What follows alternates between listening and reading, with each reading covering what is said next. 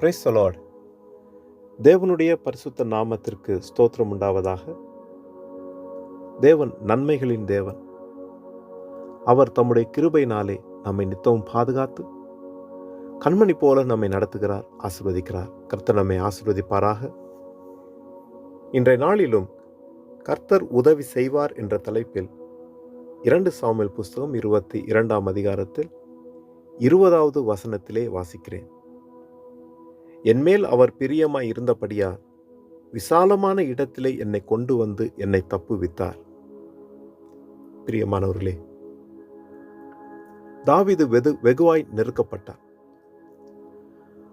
அவனை கொலை செய்யும்படிக்கும், அவனுடைய ராஜ்ய பாரத்திலிருந்து அவனை தள்ளும்படிக்கும், அவனை அவமானப்படுத்தும்படிக்கும் சூழ்நிலைகள் அவனை சுற்றிலும் இருந்தாலும் கர்த்தர் அவனோட கூட இருந்து அவனை பாதுகாத்தார். ஒரு விசாலமான இடத்திலே அவனை கொண்டு வந்து நிறுத்தினார். தேவ கரம் அவனோட கூட இருந்தது.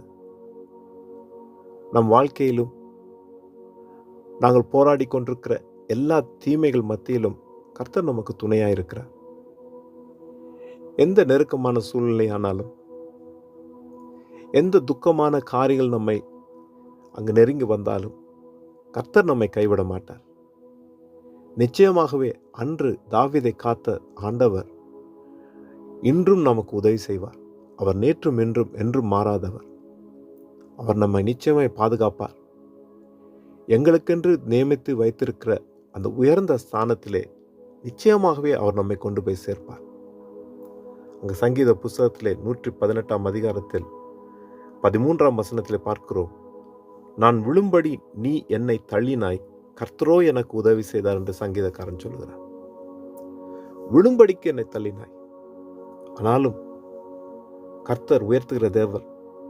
கர்த்தர் எனக்கு உதவி செய்தார், என்னை திரும்பவுமாக கட்டினார் என்று நாங்கள் பார்க்கிறோமே.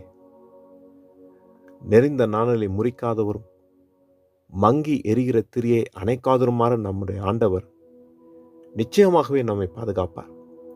அவர் விழுந்தவனை விழுந்தவனாக விட்டு போகிறவர் அல்ல. அவர் தூக்கி எடுக்கிறவர், காயம் கட்டி நம்மை ஆதரிக்கிற தேவன்.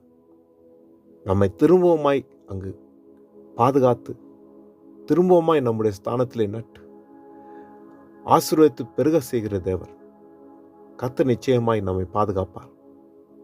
எந்த தீமையானாலும், எந்த போராட்டமானாலும், எந்த கண்ணீரின் பாதையானாலும் கர்த்தர் நம்மோட கூட இருக்கிறாருங்க.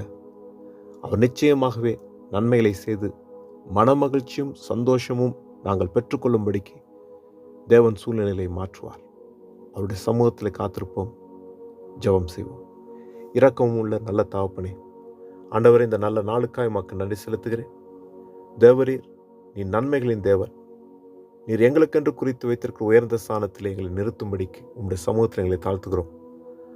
சுற்றிலும் இருக்கிற சூழ்நிலைகள் எப்படியா இருந்தாலும் எங்களுக்கு உதவி செய்கிற ஆண்டவர் நீர் இருக்கிற நம்பிக்கையிலே ஆண்டவர் நாங்கள் வாழ்ந்து கொண்டிருக்கிறோம்.